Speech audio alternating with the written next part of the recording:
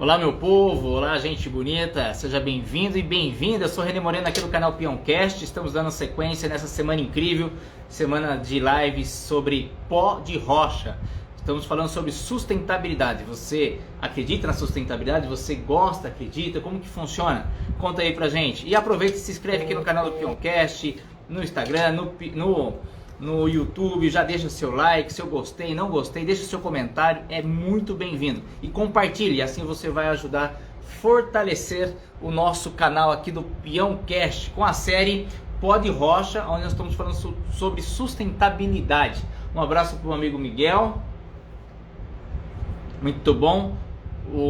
Hoje nós temos um convidado, né, um produtor rural, o Astor, que está chegando e ele está vindo por ali. E enfim, estou aguardando ele chegar. Só estou aqui falando com ele no WhatsApp só pra gente.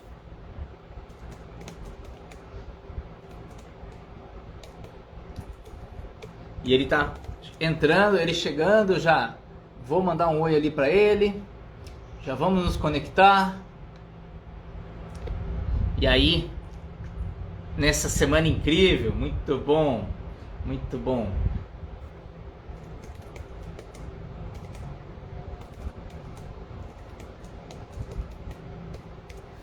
Muito joia. Gente, estou aqui falando no WhatsApp, só algumas orientações, falando, tudo ao vivo. A equipe, eu e eu limitada. Estamos juntos. Gente, hoje o Astor, que é produtor rural, ele acredita numa agricultura mais sustentável. Ele e amigos já há longas datas, ele criaram um clube chamado Clube Amigos da Terra, preservando o nosso bem maior. Olha que bacana esse bate-papo que vai ser aqui com o Astor. E ele já está chegando, que vai falar lá do sul com a gente sobre a sua experiência, sobre esse universo da sustentabilidade, do agronegócio. E educação é o nome do jogo, educação é a única saída. E nós acreditamos que informação boa é informação compartilhada. Então, por isso que estamos aqui hoje nessa série. Pastor, seja bem-vindo, se apresente, da onde você está falando, mais uma vez, porteira aberta, o chapéu é seu. Boa noite. Você está me ouvindo bem? Eu estou te ouvindo bem, você? Um pouquinho baixo, mas estou vendo aqui se sou eu. Ótimo, Então tá, eu falo aqui de Estrela, Rio Grande do Sul. ótimo. Nós aqui temos município tradicionalmente de pequenas propriedades, onde é que a média por propriedade aí, geral não passa de 11 hectares. Nós temos a propriedade da família, que são heranças que a gente hoje está tocando. Sim. E a propriedade tem 19 hectares de área própria e 3 arrendados, que somos 20 e poucos hectares, e nela a gente toca a cultura de produção de soja, milho e trigo, em Soja, específico. milho E trigo. e trigo. É a propriedade da família, vamos dizer assim. O pai hoje com 85 anos ainda vive e Fabuloso. ele sempre foi um empreendedor, né? A primeira propriedade em 1967 a usar calcário, a primeira a ter ordenhadeira, a primeira a ter luz trifásica e a primeira silagem, a primeira propriedade do município com plantio direto e tantas outras, vamos dizer assim, tecnologias que chegaram num determinado momento, né, na história da agricultura do município, e a nossa propriedade sempre foi uma porta aberta, vamos dizer assim, para essas novidades. E assim não é diferente com outras tecnologias de pulverização e de insumos também, como é o caso do pó de rocha, que a gente já vem trabalhando há mais tempo. De uma forma, digamos assim, até aleatória, né? Porque a gente foi sendo direcionado para esse caminho de uma maneira espontânea, que se criou a partir de uma fraude de fertilizantes que aconteceu na nossa região em 2015. Então, nesse período, vamos dizer assim, a gente tinha uma oferta de fertilizante barato e a gente acabou não comprando cedo por questões financeiras, a gente deixou para comprar mais em cima do laço, e foi a sorte não ter comprado aquele produto mais barato lá no início do processo da agricultura daquele ano, que nos levou a buscar outras alternativas, vamos assim, mais sustentáveis, digamos assim, porque nós já trabalhamos com plantio direto há tantos anos, né? Perfeito. E a nossa propriedade, inclusive, a gente faz parte do grupo aí do Clube Amigos da Terra, que foi fundado em 89, a gente inclusive foi fundador Fundado em dele, existe 89? 89. Fabuloso, Até parabéns. E sempre se buscou uma agricultura menos agressiva, digamos assim, voltada para o conhecimento e não para o produto. Hoje, eu diria assim, depois de um trabalho incessante desses últimos 5, 6 anos, onde é que a gente teve sérios problemas com estiagens, inclusive estamos vivendo uma bem severa nesse momento, a gente começa a colher os frutos da dessalinização. Porque nós diminuímos a carga química nesses últimos anos, e isso faz com que o índice salino das nossas áreas seja menor e a resposta disso numa estiagem, ela é visível a olho nu e de longe. É notório, é percebido isso. É notório, notório. Vamos dizer assim, a gente tem visto, dentro do processo de produção, uma pressão muito grande em cima de alguns produtos específicos, químicos, né? E eu diria assim, a agricultura hoje não tem mais espaço para aquele projeto calendarizado do pacote, onde é que você recebe uma receita pronta, que é para ser usada por todos, mas assim, ela pode servir para o Pedro, para o João, para o Paulo, mas de repente para mim não serve. Então, vamos dizer assim, hoje, ou nós saímos da nossa zona de conforto e vamos atrás de solução, ou a gente vira refém do comércio. E a gente não quer isso. Nós não queremos virar refém do comércio. Tanto é que a gente busca, às vezes, insumos fora do estado, alguns produtos fora do estado, muitas vezes, porque o comércio local não nos oferece. E a gente é obrigado a buscar soluções para nossos problemas, né? Vamos dizer assim, porque assim, o fácil todo mundo faz. O fácil, o feijão e arroz todo mundo tem para te oferecer, mas às vezes a gente carece de um alimento mais específico. E Pastor, nessa busca... Quando você fala dessa agenda pronta, dessa receita pronta, é que porque vem tendo muitas interferências. Hoje o clima, a mudança de água, de terreno. Você acha assim, não existe uma receita pronta porque o agricultor não sabe o que vai ser encontrado pela frente amanhã, é isso? Vamos dizer assim, ó. Nós, dentro da nossa pequena propriedade, nós trabalhamos, são 7 talhões. Nenhum deles é igual, dentro da mesma propriedade. Perfeito. Eu tenho o mapeamento de todos eles, o que fez com que a gente enxergasse essa necessidade de tratá-los de forma diferenciada. Então, você imagina um comércio que atua em 9, 10 municípios, ele te oferece um feijão e arroz calendarizado, com um pacote pronto, específico, onde é que você tem todos os insumos pré-definidos, todas as aplicações pré-definidas, mas ele sequer sabe o tipo de solo que eu tenho, o pH que eu tenho, a necessidade que eu tenho, e aí você se depara com uma série de dificuldades, e muitas vezes o produtor compra o pacote, usa uma parte dele e não vê o resultado. Por quê? Porque nós temos, de propriedade para propriedade, necessidades diferentes. Eu digo que elas existem de talhão para talhão. Então, a gente precisa olhar para aquilo que está fora do alcance dos nossos olhos, que é onde é que a gente pisa. A gente olha muito pouco para baixo dos nossos pés. E planta se alimenta pela raiz. respira pela folha e se alimenta, e a raiz pivotante que vai atrás de água. E nós esquecemos de plantar água. Como é que eu vou plantar água? Eu preciso cobertura, eu preciso ter sombreamento, eu preciso ter um perfil de raiz para que a raiz da planta comercial que eu vou plantar tenha a facilidade de buscar os nutrientes. E esses nutrientes têm que estar disponíveis. E se o meu pH não está dentro do conforme, muitas vezes aquele calendário químico que eu jogo, eu perco 35%, 40%. Então, eu sempre digo assim, a gente fez um trabalho aqui no município, para ter uma ideia, que é um município de pequenas propriedades, onde só em safra de verão ele consome 100 mil sacas de adubo. Vamos dizer, aleatório das mais diversas fórmulas, né? São mais de 100 mil sacas dentro do município só na cultura de verão. Se você, a média do pH do município é 5,2. A média, isso levando em conta a média de um levantamento da Emater, né?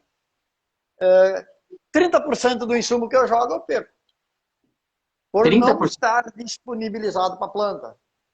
Então é um prejuízo muito grande. O que nós precisamos? Nós precisamos olhar para o solo com mais atenção, buscar o equilíbrio, corrigir necessidades, e eu acho que a grande maioria das regiões usou durante muitos anos, eu diria dos últimos 50 anos, 3 letrinhas. E quando a gente vê a necessidade nutricional de uma planta, ela não precisa apenas de 3 letras, porque a planta é que nem o organismo humano. Quando eu passo no buffet de um restaurante, eu encho o prato com 10 tipos de comida diferente. A planta precisa também dessa variedade, mas ela não pode passar no buffet. Eu preciso servir isso para ela. Então, a gente buscou soluções, vamos dizer assim, primeiro para não perder, que é a cobertura. Eu preciso ter cobertura na minha lavoura.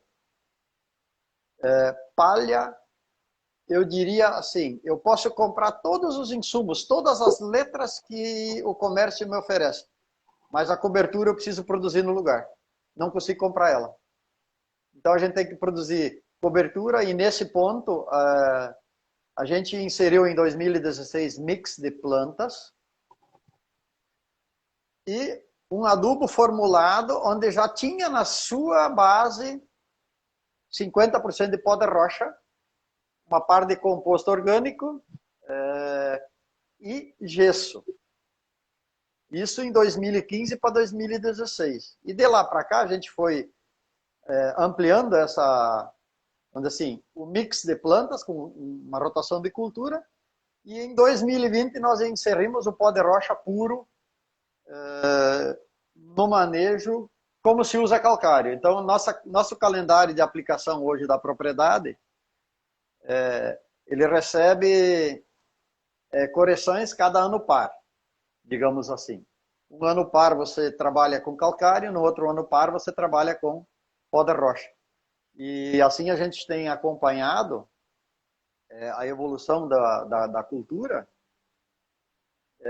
Eu diria assim, nós melhoramos por demais sanidade de planta nesses anos todos. Aproveitando que você molha a garganta, e rusticidade, né? Uma curiosidade, por que essa palha precisa... Você colocou vários fatores que eu fiquei curioso aqui. 50% do pó de rocha, hoje já é 100%, e cada 2 anos vocês interferem, né? Ou pó de rocha ou calcário. Até aí eu entendi isso. Eu só não entendi o pó branco lá, eu esqueci o nome agora, o calcário. Gesso. O gesso, na verdade, ele veio junto com a formulação, não por indicação, mas sim, vamos dizer assim, existem fábricas que pegam, por exemplo, uma parte de pó de rocha, uma parte de composto e gesso, misturam tudo, moem, mistura, peneira, depois granula, e aí você usa na plantadeira, certo? Quando dá em 2015, quando estourou aquele problema da falsificação de fertilizante que existe no mercado até hoje, que ataca em regiões diferentes a cada momento, a gente substituiu o adubo químico por esse produto. Mas assim, eu não conhecendo em específico os benefícios do silício que está presente no pó de rocha, né? Então, à medida que a lavoura foi desenvolvendo naquele ano e nos anos seguintes, é que a gente percebeu uma sanidade, uma planta mais robusta, vamos dizer assim, porque na verdade o que acontece? O pó de rocha, quando ele é fornecido para a planta, seja da forma que for, no sistema formulado, compostado ou cru, puro mesmo, como se diz, que é aquele sistema de espalhar lanço 3, 4, 5 mil quilos por hectare, vamos dizer assim, ele vai, como ele tem uma granulometria variada, você tem lá uma parte que é o grânulo mais fino, você aproveita na primeira safra. Você tem um outro percentual que você vai aproveitar na safra seguinte. Então, o pó de rocha, ele trabalha na nossa lavoura, vamos dizer assim, pelo que eu observo e pelo que a gente percebe nas culturas, ele tem um efeito a médio e longo prazo. E esse é o grande desafio para o produtor entender que nós somos, às vezes, imediatistas demais. A gente quer jogar um nitrogênio hoje para ver a cultura verde amanhã. Faz sentido. Na criação de um perfil de solo, o trabalho é de médio e longo prazo. E eu preciso, primeiro, ter muita raiz para ter um perfil de solo. Então, eu tenho que plantar coberturas para ter diversidade de raiz. Essa raiz vai apodrecer, a raiz da cultura comercial vai se implantar dentro dessa raiz e vai descer buscando água e nutrientes. Então, a médio e longo prazo, os resultados eles são fantásticos. E o mais importante é você começar a reduzir custo. Que hoje, vamos dizer assim, até o momento, se nós olharmos para trás os últimos 5 anos, o fertilizante era acessível, né, dentro do contexto de fazer uma lavoura de soja, de milho ou de trigo. Mas eu estou vendo um problemão para o ano que vem. A realidade mudou. Assim, hoje, agora chegou num patamar que nós vamos dizer assim, a gente aqui sempre comenta, a peneira está comendo, né? Limite do limite. A peneira está comendo, e quem não tiver com as contas ajustadas não vai conseguir sobreviver. E o pó de rocha ele vai nos auxiliar muito, assim, nesse ajuste de contas, porque se nós trabalharmos, eu diria assim, em ações conjuntas, acho que essa seria a palavra mais correta. O pó de rocha sozinho não vai resolver, o químico sozinho não resolve, o biológico sozinho não resolve, os defensivos sozinho não resolve. Eu preciso ter um manejo conjunto, onde é que eu vou suprindo a necessidade em pequenas porções. Nessas pequenas porções, eu consigo ajustar o meu custo. E hoje nós estamos preocupados aqui, não é com produtividade. Nós temos que ter rentabilidade. Tem que sobrar dinheiro no bolso. Eu sempre gosto de citar... São situações de produzir muito e não ter lucratividade significa que houve um erro ali no processo. O que acontece é o seguinte, a gente enxerga muitas vezes, o cara, ele estufa o peito e ele diz assim, eu colhi 80 sacos de soja por hectare. Perfeito. Ok. Mas se você perguntar quanto custou para produzir os 80, normalmente ele não sabe. Então, nem sempre colhendo 80, você teve rentabilidade, você teve produção, certo? Mas para ter sobra, para ter esse ajuste de caixa, porque a agricultura é uma empresa a céu aberto, nós temos que fazer todo o manejo e tratar de fatores que não estão ao nosso alcance, que é a questão climática, que nós temos que aceitar do jeito que ela vem. Foge do controle. E nesses últimos 10 anos, nós estamos na terceira estiagem. Né? Muito Nós grave. pegamos estiagem em 2012, nós pegamos em 2019, estamos pegando uma agora. Vamos dizer assim, nós tivemos um teto produtivo satisfatório durante vários anos, mas nesses últimos 10 anos, no histórico da propriedade de 10 anos, mesmo com 3 estiagens, em nenhuma delas eu colhi menos do que 32 sacos de soja. Mesmo com estiagem. Mesmo com estiagem. Veja bem. Na de 2019, nós tivemos, que se colheu em 2020, que foi um divisor de águas, eu diria, para se entender alguns pontos específicos de manejo. Nós tínhamos dentro do nosso grupo do Clube Amigos da Terra uma área experimental na nossa lavoura, onde é que foi pego, vamos dizer assim, o melhor talhão, onde é que o meu pH é 6,3, foi feita uma área experimental com 7 variedades de soja diferentes. Nessa área experimental, a gente plantou variedades, vamos dizer assim, não doadas por empresas. São variedades que nós pegamos como produtores do nosso grupo.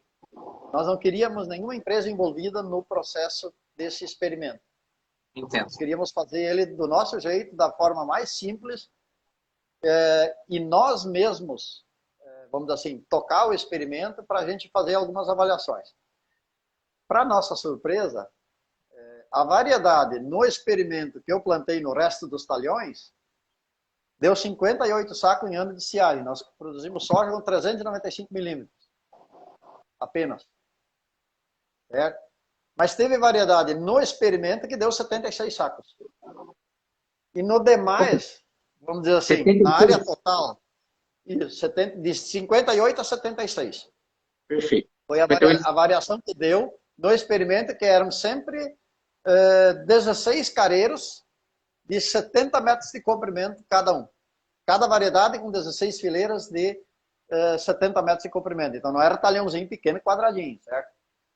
Cada talhãozinho foi feito na faixa de 480 metros quadrados. O resultado disso fez com que a gente tivesse que buscar respostas. Por quê?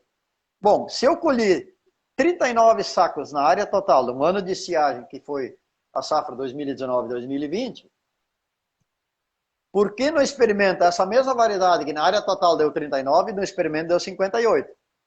O que tinha de diferente no experimento? Se vamos dizer assim, os tratamentos foram todos iguais, a adubação foi toda ela igual, o que mudou foram a variedade e o talhão em si. Então, a gente começou a enxergar algumas coisas. Primeiro ponto, fertilidade, pH diferente.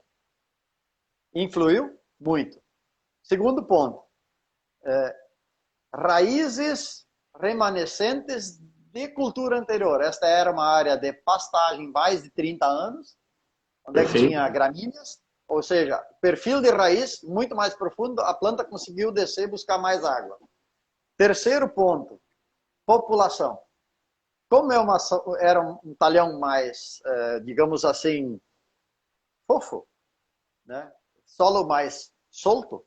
Eu não entendi. O terceiro ponto foi população, eu entendi. População. Nós tínhamos 290 mil plantas no experimento contra 220 na área total. Então, essa diferença de população também gerou diferença de rendimento. Mas o ponto crucial, eu diria que foi a questão de raiz.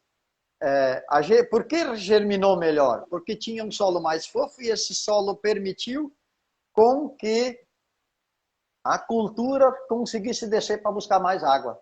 Então, vamos dizer assim, você produzir num experimento 75 sacos, 63 sacos, 69 sacos, 58 que foi a menor, que menos rendeu, que foi a 5909, variedade que na área total deu 39, isso fez a gente enxergar que é preciso trabalhar mais ênfase na criação do perfil de solo. Então, nesse processo entra os remineralizadores também, que o pó de rocha é um potentíssimo produto que vai nos auxiliar nesse processo. Falando um pouco do pó de rocha, Astor, e até fazendo duas perguntas. Uma, se a região, minhoca, essas coisas, ela faz o papel de uma raiz também, ou não, no caso de usar minhocas para poder fazer ali, para que tenha mais acesso à água ali nas chuvas, enfim. E a questão do pó de rocha, você está um pouco à frente, você e o seu grupo, né, que sempre já defendeu a natureza, Clube de Amigos da Terra. Então vocês são diferenciais. Mas na concepção sua, o agricultor em 2021, que nós estamos finalizando agora, ainda tem resistência? Ainda está aprendendo a usar o pó de rocha ou já ganhou um ritmo aí na sua região? Como que você faz essa análise, essa Eu diria avaliação? assim, com relação à primeira pergunta, se não me engano, eu não sei se eu entendi bem, a questão da minhoca, né? Isso. Tá, assim, ó, quando você trabalha com composto orgânico e palhada, ela vem por conta. E você vai ter ela presente na tua lavoura quando você vai plantar um soja, um milho, ela vai brotar na linha. Tem. Então, Perfeito. vamos dizer assim, ó, isso é um processo natural. E as nossas áreas, graças a Deus, hoje a gente tem elas, para você ter uma ideia, nós 10 anos não tiramos mais um pé de silagem das nossas áreas. Como a gente não trabalha com gado, nada, porque a área é pequena, a gente também não tem todo esse tempo, só trabalha com grão, a gente está Tá. conseguindo deixar cobertura. Você deixando cobertura e inserindo composto orgânico dentro do teu processo, automaticamente você vai devolver para a tua lavoura e a minhoca vai voltar a aparecer e ela vai ter estrutura, digamos assim, e ambiente para ela poder se multiplicar. Isso é fato. Positivo. Com relação à resistência ao pó de rocha, eu diria assim, eu vou citar um exemplo que o pai hoje, com 85 anos, sempre conta. Em 1967, que é o ano que eu nasci, há 54 anos atrás, ele foi o primeiro a usar calcário. E como toda nova tecnologia que vem e produto que você vai inserir num determinado ambiente, causa desconfiança, ele é motivo de pessimismo, de pessimista dizer que não funciona, ele é motivo para dizer que isso é loucura, mas os resultados depois de 2, 3 anos vão aparecendo e o pessoal vai copiando igual. Então só perdeu tempo. No pó de rocha vai acontecer a mesma coisa. O pessoal reluta em usar porque não acredita. Claro que a gente tem muita picaretagem no mercado que vai se aproveitar, vamos dizer assim, da boa índole do produtor e vai oferecer produto milagroso para ele. Entendo. E ainda vai gerar uma descredibilidade naquele pó que é o pó correto, que é o pó saudável, mas faz parte de qualquer segmento. Isso faz parte do sistema. Eu sempre digo assim, a gente tem que ter atenção, de uma certa forma, na granulometria, certamente. Nós temos várias opções hoje no mercado já e a gente tem visto alguns produtos serem ofertados, eu diria assim, e apresentados até como milagrosos, e aí o produtor ele entra com aquele sinal de alerta, vamos dizer assim, onde é que ele, num primeiro momento, óbvio, ele vai desconfiar porque ele já foi enganado muitas vezes, então isso é um processo natural. Tem um motivo para estar assustado. Mas assim, ó, o que eu diria assim, a gente tem vários produtos no mercado que são ofertados e eu às vezes sou procurado por produtores, eles me trazem um insumo que um vendedor deixou para eles. Aí ele diz assim, Astor, o que tu acha disso aqui? O vendedor deixou para mim aí para nós testar, para nós usar, se tu já conhece, se tu já usou. Como a gente sempre está um passo à frente, normalmente o pessoal consulta. Eu sempre digo assim, que coisa boa. Não existe insumo ruim. Às vezes o mercado informa mal. O comércio informa mal. Existem insumos, por exemplo, que precisam de 500 milímetros de chuva para dissolver, para estarem disponíveis para a planta. E nós temos que lembrar também de um outro detalhe. Planta não come adubo, não come calcário, não come pó de rocha, não come ureia, não come NPK. Precisa ter uma bactéria lá para processar, tem que ter vida biológica no solo para processar esses insumos primeiro, para deixar eles disponíveis para a planta. Então a gente se preocupa às vezes demais com um determinado insumo e se esquece da vida biológica que nós temos que ter abaixo dos nossos pés, que é onde é que a gente não olha. Fabuloso. Isso é um processo que hoje nós estamos conscientes, estamos trabalhando isso extremamente de forma, eu diria assim, com muito cuidado e com muita atenção. O manejo biológico, ele faz parte do processo. Quando eu digo que nós temos que dar atenção a ações conjuntas, não quer dizer que você vai largar do químico, não quer dizer que você vai usar só pó de rocha, mas nós temos que ter um mapeamento da nossa área, do nosso talhão. A gente tem que entender o que é necessidade, o que é extração da planta, o que ela retira, e aquilo que a gente vai devolver para o solo se manter, para a gente poder continuar produzindo com rentabilidade. Tem que sobrar dinheiro, porque eu sempre digo assim, nossos pais compraram terra com dinheiro emprestado, nos anos 50, com dinheiro emprestado, construíram a primeira casinha e o primeiro galpãozinho, cada um ganhou uma vaca de cada e começaram uma propriedade, um manejo, um histórico e pagaram as contas. Nós hoje, com tudo, vamos dizer assim, à nossa disposição, com toda a tecnologia que tem, o produtor está penando e não está conseguindo pagar as contas. É porque nós temos alguns erros graves no nosso processo como um todo. E a gente olha demais para a produtividade e nós não estamos esquecendo de ter rentabilidade. Então, às vezes, colhendo 60 sacos de soja, sobra mais dinheiro do que colhendo 80.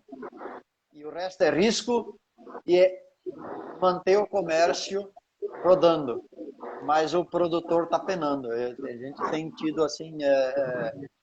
vamos dizer assim, que nem agora, nesse momento que o Rio Grande do Sul está sofrendo uma estiagem extremamente severa, alguns pontos já choveu, mas a nossa região aqui, em especial, está extremamente prejudicada. Não vai ter milho de primeira safra, para ter uma ideia, foi tudo para o silo e péssima qualidade, e não está chovendo para replantar a área. Nós temos mais da metade da nossa da área na nossa região, não foi plantado soja ainda, cuja janela se encerrou ontem.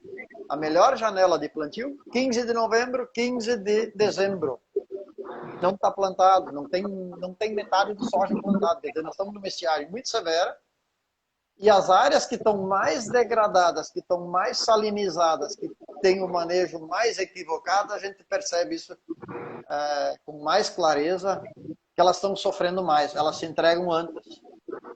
Então, é preciso rever conceitos. Nós temos que sair da nossa... Nessa questão, o pó de rocha ajudaria a terra ficar... qual seria o termo correto? Sobreviver uma estiagem maior? Poderia, usando essa palavra, poderia ser também? Faz sentido isso? Sem sombra de dúvidas. Por quê? Porque o índice salino, veja bem, o índice salino que tem uma área que é só trabalhado com químicos, ele é infinitamente maior do que aquela que você começa a reduzir o químico e encerra o pó de rocha. Isso é um processo gradativo. Eu sempre digo assim, se é para orientar outros produtores a entrar nesse caminho, não devemos dar aquela guinada a 360. Eu digo assim, começa no pior talhão e experimenta. É um processo mesmo. É um processo gradativo. É um processo gradativo e a gente vai... Eu sempre diria assim, ó, se nós olharmos para um gráfico, né, a gente tem uma situação que hoje nós estamos aqui no fundo do poço e nós temos que almejar sair do poço. Então você começa a mudar o manejo, você começa a mudar o conceito, mas assim, a primeira coisa que tem que mudar é a cabeça do produtor. Ele tem que entender que é preciso sair da zona de conforto, buscar soluções que agridam menos. Nós temos que trabalhar a favor da natureza e não contra ela. Quando a gente força o processo, a gente acaba tendo que fazer um plantio com mais custo. Eu consigo plantar milho aqui em julho, se eu quiser. Mas quanto eu vou gastar plantando em julho com o controle do azevém? Não tem produto. E ele vai estar no auge do processo em agosto, setembro, outubro. Se você não tiver manejo legal, você não vai conseguir controlar ele. O Pastor, milho de agosto e de setembro, esse ano, aqui na nossa região, foi todo ele perdido. meu Assim. pai, Grão que não vai notícia. ter. Pastor, Então, é eu me envolvi preciso tanto, mudar o manejo. eu me envolvi tanto aqui na conversa e está tão interessante.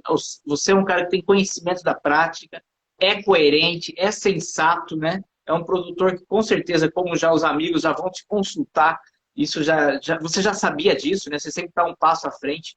Olha, a gente chegou aqui a 36 minutos, quase indo a 40 minutos. A gente, tipo assim, passou muito rápido, porque é muito coerente e muito sensato a sua colocação sobre essa transição do talvez do chamado convencional para uma agricultura mais biológica, mais regada ao pó de rocha, entender a necessidade de cada talhão, cada propriedade responde, a terra tem a sua forma de se comportar, então muito, muito coerente. Eu queria te convidar para a gente entrar num quadro chamado Contadores de Histórias e depois a gente voltava para você fazer as considerações finais. Pode ser dessa forma? Pode ser. E eu tenho certeza que a gente vai ter que ter a live 2 com você, porque é muita informação, né, que precisa ser fracionada para que as pessoas tenham acesso a isso, porque esse histórico seu tem que ser passado para a posteridade. Você colocou uma coisa importante, que é a questão dos seus pais, que, né, compraram a terra com dinheiro emprestado, fizeram a casa com dinheiro emprestado. E isso aconteceu com meus pais. Isso, de repente, hoje o agricultor, tipo assim, com tudo pago, não consegue viver e pagar as contas, né? Então, assim, é uma reflexão que precisa ser vista. Alguma coisa no processo pode ser examinada e, quem sabe, esse insumo biológico, a questão do pó de rocha com custo mais baixo, possa ser um diferencial para a sobrevivência do produtor rural. Queria convidar você para falar 3 palavras aleatórias. A palavra que você quiser. 3 palavras. É. Eu diria assim, ó, busca incessante por sustentabilidade. Busca incessante. Eu vou colocar aqui, ó. Vou fazer assim, ó. Vou colocar a palavra sustentabilidade, e aí você me ajuda a me dar mais 2 outras palavras. Amor ao que faz. Amor ao que faz. Anota as minhas 2 aí. Vaca.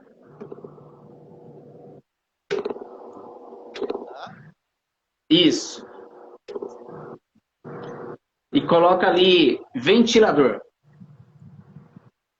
Ok? Ventilador.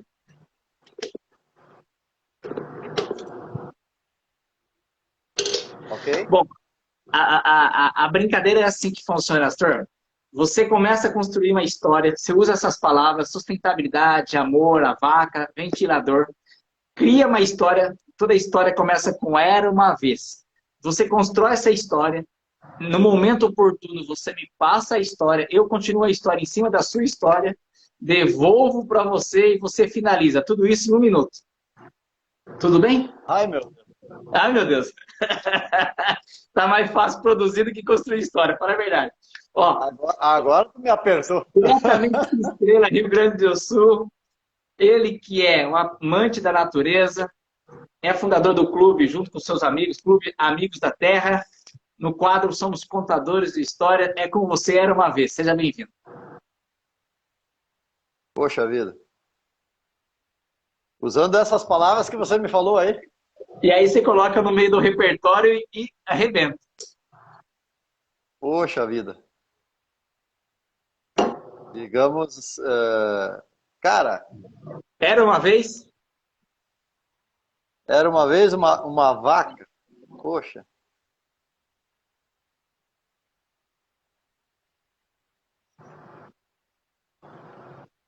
sabe que a nossa região aqui, vaca é o que não falta, né? Porque o setor de leite aqui É gigante. é extremamente grande, mas vamos dizer assim, vamos lá, se é para contar uma história, é, vamos lá, no ponto de vista, o que o ventilador teria a ver com a vaca, ele é aqui, Você vamos dizer introduz assim, na história, você coloca na história do jeito que você achar melhor aí. aqui, vamos dizer assim, dentro do contexto gado de leite, o ventilador, sem dúvida, faz parte do dia a dia de uma vaca, porque nos compost bar, nos freestyle, eles estão pendurados ali direto. Ou seja, criar um ambiente para a vaca poder estar num ambiente, digamos assim, sustentável, confortável e, obviamente, produzir mais. Dentro dessa ideia de produzir mais, essas pastagens, nesses talhões, o grupo Amigos da Terra faz um trabalho incrível no Rio Grande do Sul e na sua região. Nas pastagens, nos campos aonde se tem hoje produção de soja e grãos, aonde se houve as pastagens, aonde a participação ali do gado leiteiro, isso fez toda a diferença na produção. Que os ventos e os ventiladores dos céus possam levar as nuvens para que nessa região chegue a chuva o mais rápido, porque a sustentabilidade depende de tudo isso que vem acontecendo, trabalho humano junto com o trabalho da natureza. A agricultura é uma empresa de céu aberto. O Astor é um dos muitos que representam o agronegócio do Brasil, que abastece o mundo. E buscando novas alternativas para se produzir mais. Mas mais do que produzir é ter rentabilidade. E ele vê no pó de rocha uma fonte alternativa positiva, que sim, sendo feito com paciência e constância, os frutos serão colhidos. E é com você, finaliza a história. Eu acho assim que a gente deve, como produtor, não deve ter medo da mudança. Obviamente que quando a mudança nos força pelo bolso a mudar, dói um pouco mais. Quando a gente busca antes, assim, buscar soluções antes que a gente está com esses problemas, a gente colhe também os frutos antes. Então, o meu recado para o produtor é não tenha medo da mudança.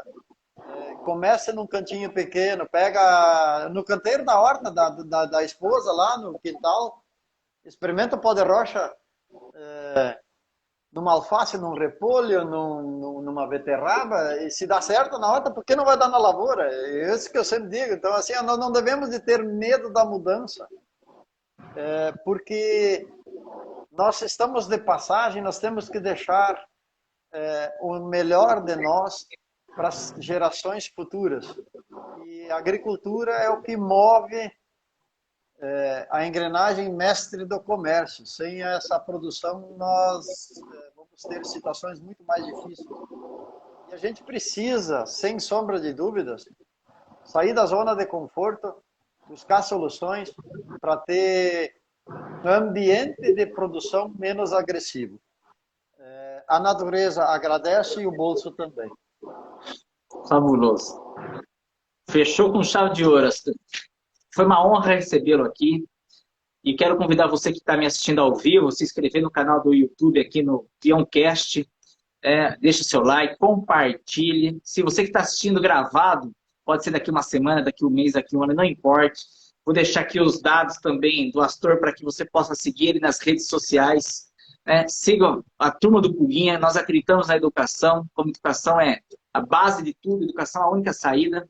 Quero desejar um bom final de noite para todo mundo. Quero agradecer algumas pessoas que mandaram um oi, algumas perguntas aí. O Fernando, a Silviane, o Cunha, a Misley, o Robson, pessoas que mandaram um oi aqui para mim, dando também os parabéns ao Astor.